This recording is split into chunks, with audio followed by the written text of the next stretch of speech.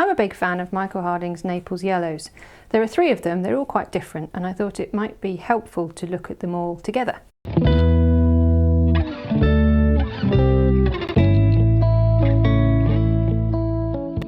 So let's look at them first on their own. This is the genuine Naples Yellow Light. It's series 6, and it's a beautiful lemony, quite vivid, but buttery, lovely, luscious yellow. The next one is the genuine Naples Yellow Dark, also series 6.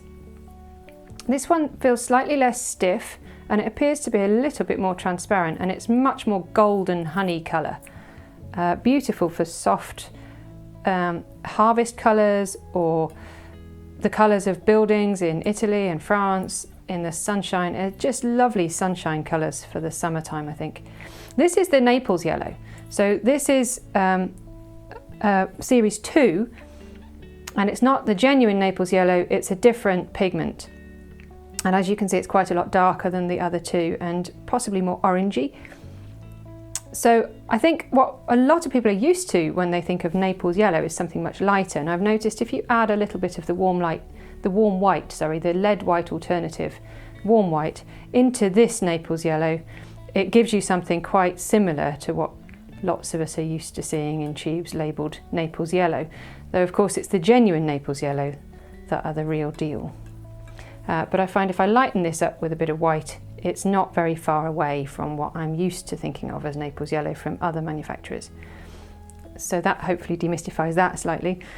If we try a little bit of the white, the warm white lead alternative into the other 2 Naples Yellows, you can see a little goes a long way. So these have less tint strength, they're more gentle. So I need to go a little more gingerly with that white in there. And I may just take a little bit of white into the Naples Yellow Light at the top here. That's going really cool and lemony with the white added. A really lovely delicate primrose sort of colour. Very pretty. These are really paintable colours. And very suitable if you are painting in Provence or Tuscany. I have the pleasure of painting there quite often, and I find these colours invaluable on those trips. They seem to belong in that part of the world somehow. So one of my favourite mixes that I find myself using in landscape and portrait work is the Naples Yellow with manganese violet. It makes a lovely warm, rusty, kind of browny colour, I suppose, with just the 2 together. And when I add white to it, I get a soft, mushroomy grey, which I find really very helpful for lots of jobs. So there's the 2 just mixed together to make a nutty sort of brown. And then with a little bit of white, it turns to a warm grey, a very helpful colour on the palette. And I want to see what happens if I do the same thing now with the genuine Naples Dark, with a little of the manganese. That's a really lovely grey. Wow, is it a grey? Sort of a brown really, isn't it? Very earthy colour. But there's a warmth to these yellows. They're not acidic at all, they're very soft and rounded. And if we smush that into some of the white, that's a really, really neutral, lovely, warm, pinky grey. Very nice. And with the genuine Naples Light, just a little of the manganese. Another lovely colour. Very natural. I could see that being quite helpful for the colour of straw bales. I find really difficult, especially straw bales in the shade. If you've tried to paint straw bales on location, you may have suffered the same difficulties.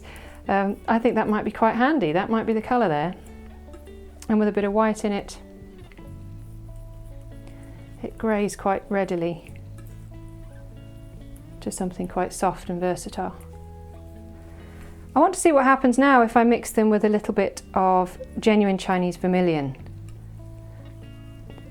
Into the genuine Naples Light.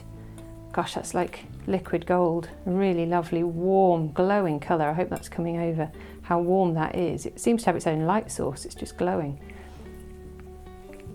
Into the genuine Naples Dark. I'm expecting something a little richer.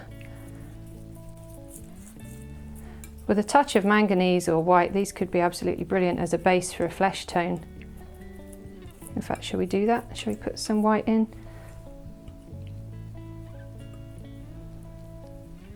Too much. They're delicate, these colours.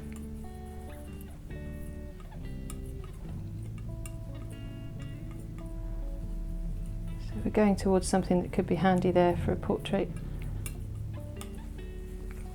And I think definitely with this one, with a little white. We may not need much of the manganese, but we're certainly getting into something very portraity quite quickly. The thing I like about these Naples Yellows is they're quite easy to use to make natural looking colours. So the Naples Yellow, just Naples Yellow with vermilion. I probably need some more vermilion here because this one is a stronger colour. It's also not so stiff as the other two. You can't hear the texture so much with this one, and that's a really rich rusty orange. Very nice colour. Again, with some of the violet and a little white, it will probably make a good flesh tone too. Much warmer though than the other two. And finally, let's have a quick look at what happens when we mix them to make greens. So again, genuine Naples light, this time a little bit of cobalt blue. I'm choosing cobalt because the tint strength isn't too high and I want to treat these genuine Naples Yellows rather carefully so that we don't overpower them. And that's making a really fresh, lovely spring green. With the genuine Naples dark, we'll probably get something a little more olive because it's a much warmer yellow. Gosh, the richness in them is lovely. They just stay warm, they just keep glowing. That's fab. Foliage in the sun. And this one, the Naples Yellow with cobalt, again I might want a bit more cobalt this time. It's a more robust colour. Takes more of that blue to push it towards a green. But again, a very usable landscapey green there.